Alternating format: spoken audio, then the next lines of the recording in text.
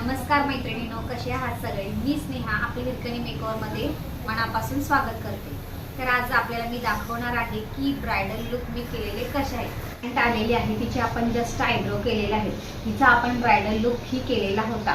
तर तिचे bridal look कोणकोणते केलेले आहेत हे मी तुम्हाला आज शेअर करते। आता जी क्लायंट आहे ती आयब्रो करण्यासाठी आपल्याकडे आलेली होती।